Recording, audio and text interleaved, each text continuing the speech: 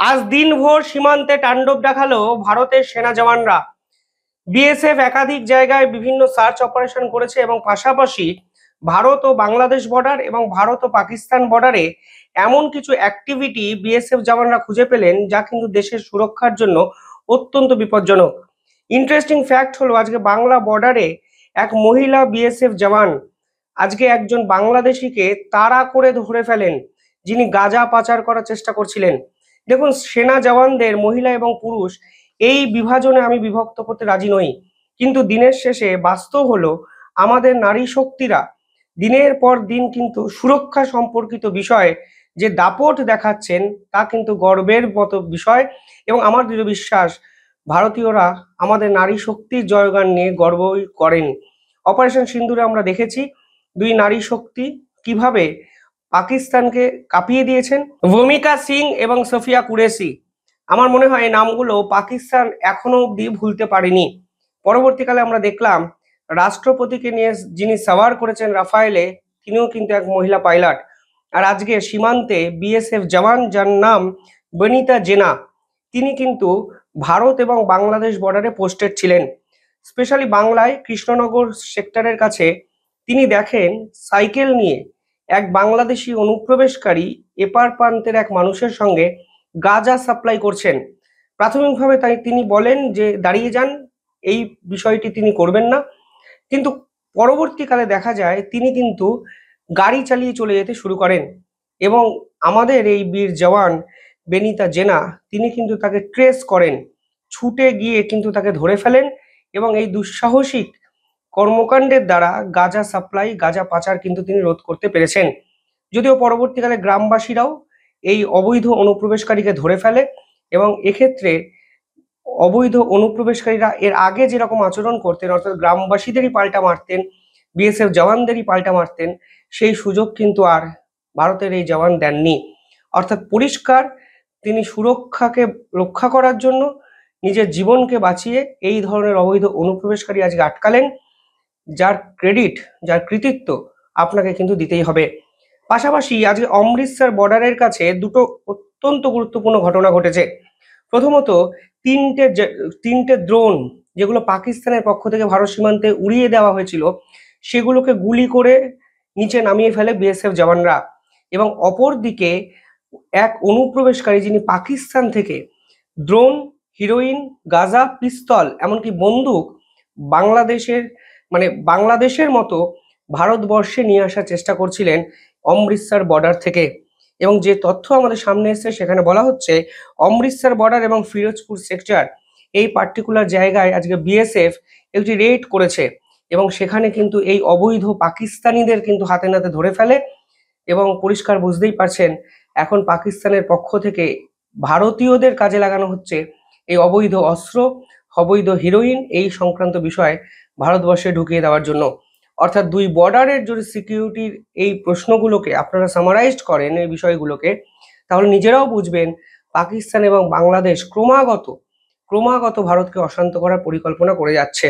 আরো একটা গুরুত্বপূর্ণ তথ্য এখানে সকলে জানা দরকার, এই যে বিএসএফ জওয়ানরা তিনটে ড্রোন মাটিতে গুলি করে নামিয়েছেন, এই ড্রোনগুলোর নাম হলো ম্যাভিক CJ-I ড্রোন।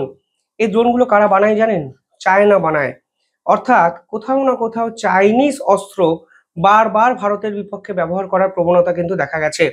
পেহেলগাম হত্যাকাণ্ড আমার মনে হয় আপনারা সকলেই মনে রেখেছেন, সেখানে জঙ্গিদের কাছ থেকে যে ফোন পাওয়া গেছিল সেই ফোন কিন্তু চাইনিজ মেড একটি কোম্পানির বানানো ফোন, এবং সেই ফোন কিন্তু সাধারণ কোনো ফোন নয়, সেই ফোন কিন্তু পাকিস্তান মিলিটারির সদস্যরা ব্যবহার করতেন এবং রাষ্ট্রসংঘের মতো জায়গায় সেই তথ্য ভারত কিন্তু অফিসিয়ালি সাবমিট করেছে।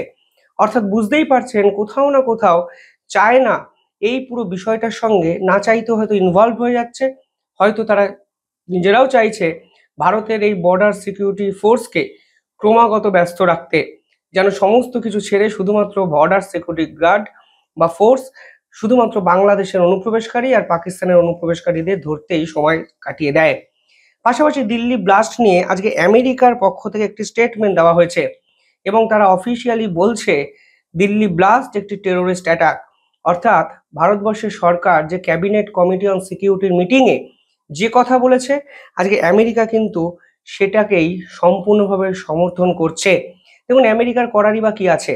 অপারেশন সিন্দুরের সময় আমেরিকা যেভাবে প্রকাশ্যে পাকিস্তানকে সমর্থন করেছে কিছু ক্ষেত্রে, তাতে আমেরিকার রোলটা কিন্তু স্পষ্ট হয়ে যাচ্ছে।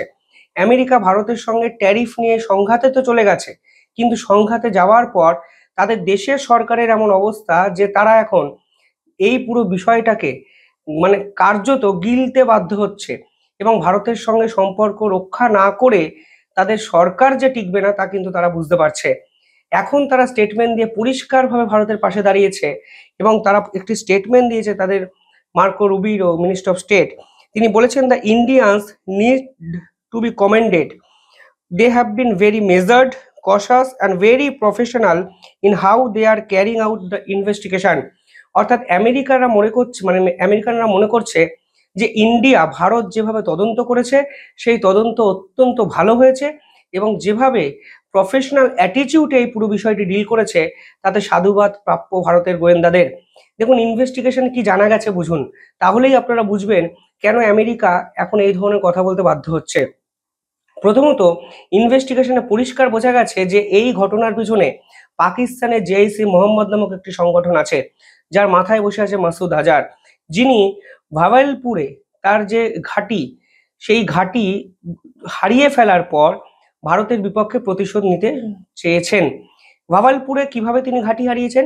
অপারেশন সিন্দুর ভারত 9টি জঙ্গি ঘাঁটিকে টার্গেট করে। এই একটি জঙ্গি ঘাঁটি 9টির মধ্যে হলো ভাওয়ালপুরের সেই প্রাসাদ সম এই মাসুদ আজহারের বাড়ি বা মসজিদ। সেই মসজিদ কিন্তু সম্পূর্ণভাবে গুড়িয়ে দিয়েছে ভারতের ব্রহ্মস মিসাইল। আর এই ভাওয়ালপুরে এই ঘটনা ঘটার পর এই মাসুদ আজহার কিন্তু মহিলা বাহিনী তৈরি করেছিলেন, এবং এক্ষেত্রে তিনি কাজে লাগিয়েছিলেন তার ভাইয়ের মানে তার নিজের বোন, এবং সেই বোনের নাম কিন্তু সাদিয়া। এবং এই মহিলাকে কাজে লাগিয়ে তিনি জৈশ-ই মোহাম্মদের ওম্যান উইং তৈরি করেছিলেন, যার ফাঁদে পড়ে যান আমাদের ভারতেরই এক ডাক্তার, ডক্টর শাহিন। অর্থাৎ জৈশ-ই মোহাম্মদের যোগ স্পষ্ট।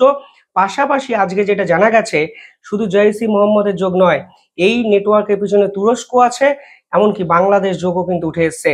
ফলে ভারতের গোয়েন্দারা 3টে আন্তর্জাতিক রাষ্ট্রের ষড়যন্ত্র যেভাবে ভারতের বিপক্ষে কাজ করেছে সেটা কিন্তু পরিষ্কার করে দিয়েছেন। তার জন্য আজকে আমেরিকাকে বলতে বাধ্য হতে হয়েছে যে ভারতের এই তদন্তে তারা অনেক কিছু জানতে পেরেছেন এবং তারা কুর্নিশ জানাচ্ছেন।